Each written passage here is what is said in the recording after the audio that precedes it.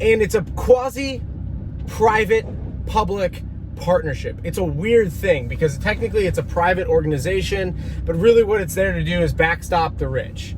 So how it acts is as the lender of last resort. If there's an issue in the economy, particularly the US economy, the Federal Reserve swoops in and takes care of it by money printing. Now, they can't really print money, but for all intents and purposes, that's basically what they're doing, is they're creating liquidity and they're making that possible.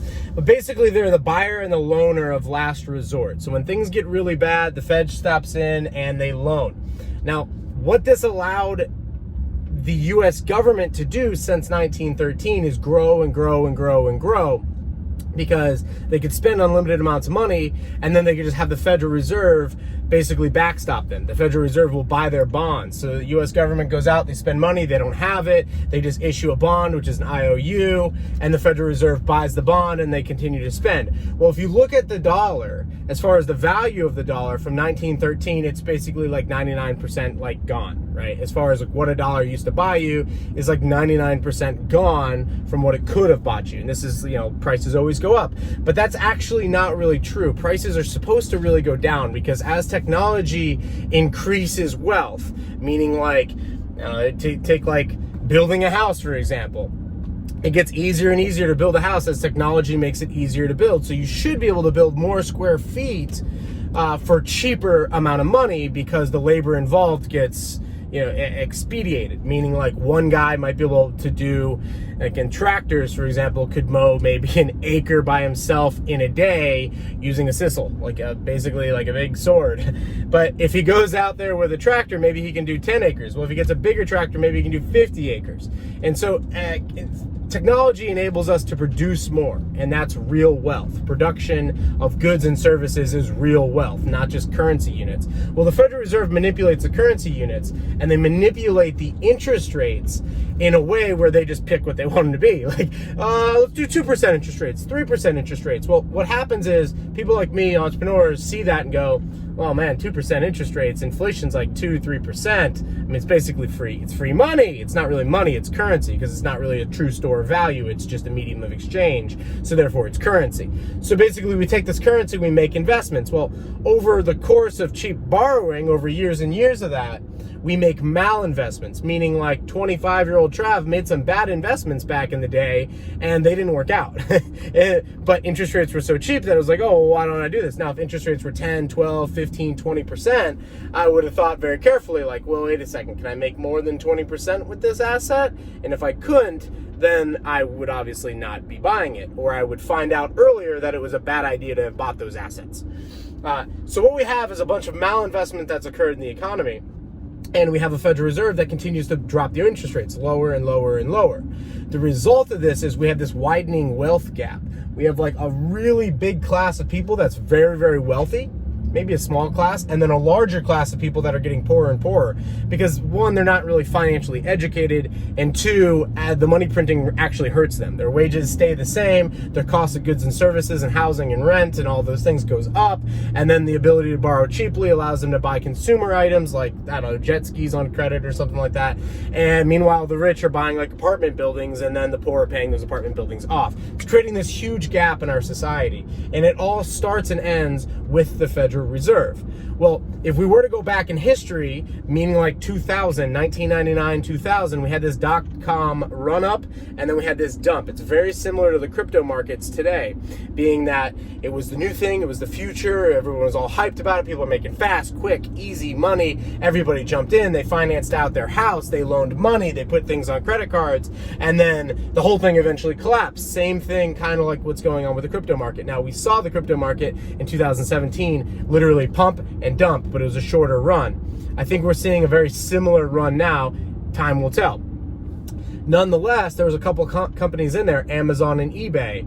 Those were good buys. And then after the crash, they were even better buys. So what we're seeing now is the Fed actions from the previous 2 decades. So dot-com happens, the economy goes into a slump, but not that much, just a little bit of a slump. There were some weird things happening at this point in time in 2000, 2001, where there was a lot of different lawsuits by all these 3-letter organizations that I don't want to say because I don't want to get banned because we live in kind of a surveillance state right now. But there's a lot of three-letter government things going on. A lot of them were housed in a building called Building 7 in Manhattan. That building came down in 9/11, even though nothing ever hit that building. There were some fires that occurred in that building, and you can watch the footage, and it burned and burned and burned all day, even though the building was impenetrable, it was bulletproof, it was bomb-proof. There was actually a terrorist attack in the early 90s on the trade centers, and so these things were already in place. Nonetheless, Building 7 was a standalone building where it was a government building. Giuliani had an office in there. It was a government building. A lot of different lawsuits going on. Biggest one at that time was Rumsfeld. And Rumsfeld he was under trial. The U.S. military was kind of under trial in a way. I think it was on Thursday of that week for 9/11. 9/11 happened on Tuesday. I think it was Thursday that he was due to be in court. And nonetheless, it was $1 trillion back in a day when we only counted billions, even hundreds of millions. This is 2001. It was basically $1 trillion was missing from the Defense Department. And the financial section of the Pentagon got hit. Now, of course, it's the most protected building in the entire planet. No video footage of the entire thing. Obviously, you would think nothing could hit the Pentagon, like especially a commercial jetliner. Like, it's not gonna hit the Pentagon. You would think that it's the most protected building on the planet. Nonetheless, no video footage of it. Only the financial section of the Pentagon gets nailed. All these lawsuits and things like that go away. Easy money policy through Greenspan occurs at this point in time, and it creates what becomes a 2005-2006 housing bubble. That thing starts to peak in 2007. I become aware of economics. I actually had my first economics class in 2007.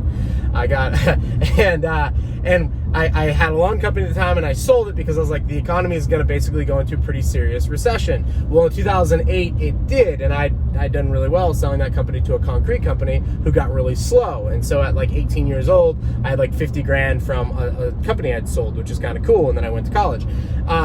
In 2008, it ends up that everybody's over leveraged because of all these bad loans, and the economy is going to fall apart, melt away, and we're going to have this big crazy depression unless the Federal Reserve acts, and they basically print out of nowhere 850, give or take 860 billion dollars. So think of it like 86% of $1 trillion, and they fix the problem and everything's good.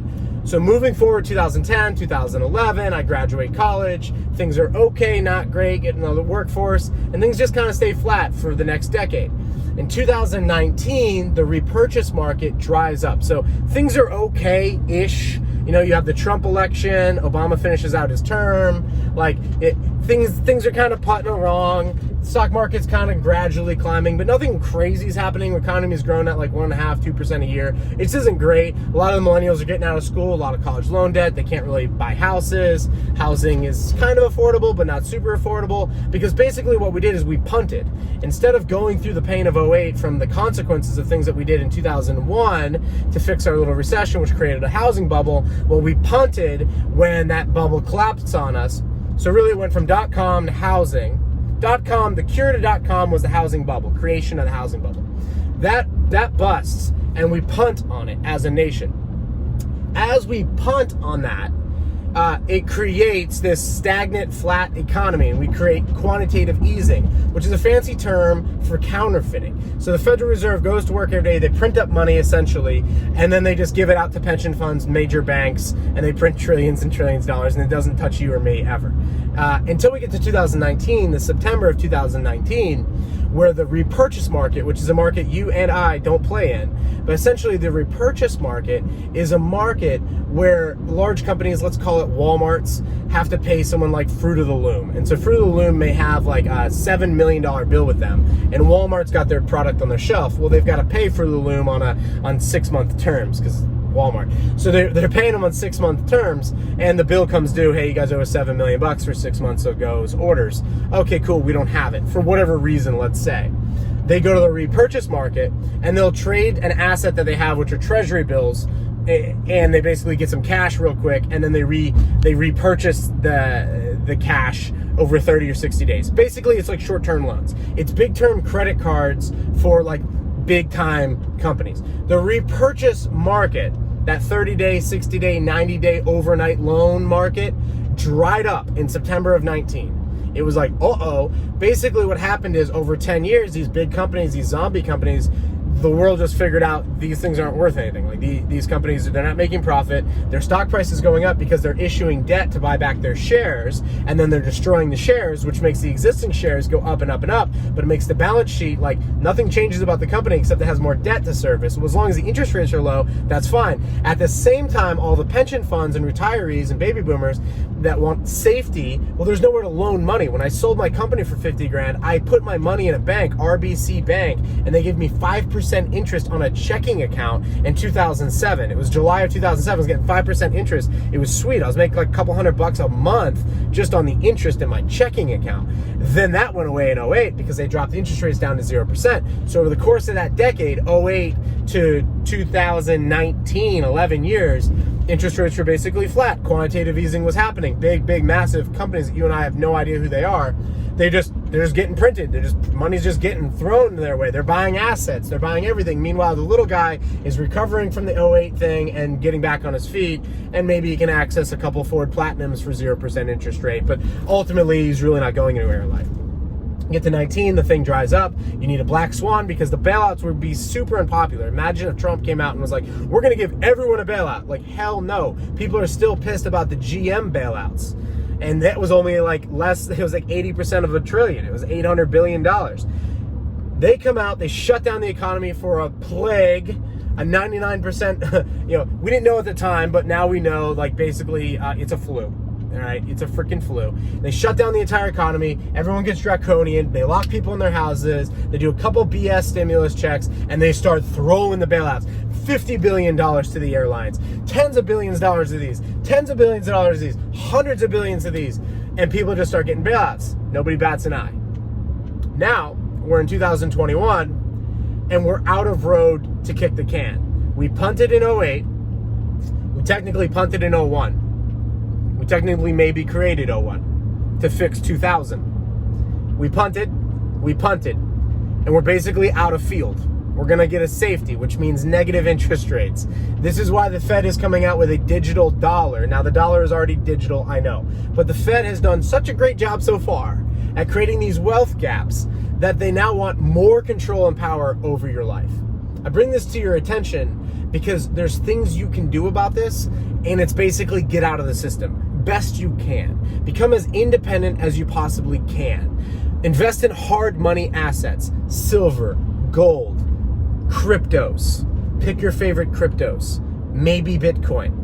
Okay, it's obviously the biggest and the best, but it's super transparent and it's very public, and it's more of a surveillance coin than anything else. I mean, I like it. I got some, but there are others that are more private that I think might have more use case. But ultimately, what we're about to witness is the end game of the central banking experiment. And what they're campaigning for is more power than they've ever had before. And we'll see if the people give it to them. I mean, so far the people have done everything they told them to. They put on their mask when they told them to. They took their jab when they told them to. They stayed in their house when they told them to. So we'll see. But basically, they've created these massive wealth gaps. They've destroyed the fundamental economy. We're starting to see the inflation of it. I tend to think that we'll see a 90-year bottoming cycle, which means every 90 years we see a bottoming cycle in the stock market. That would have been 1929, 1932. That would have been 2019. 2022. That would be a bottoming cycle of a 90-year cycle. They might be able to kick the can a little bit further. They might hyperinflate. But ultimately, at the end of the day, things are going to reset. And the global elites are now campaigning and positioning for who's going to be running what after the reset and how this is going to go. You, the little people, need to be mindful of what the hell is going on and have your own ass covered. And thanks for subscribing, liking, commenting on this content. We will put out more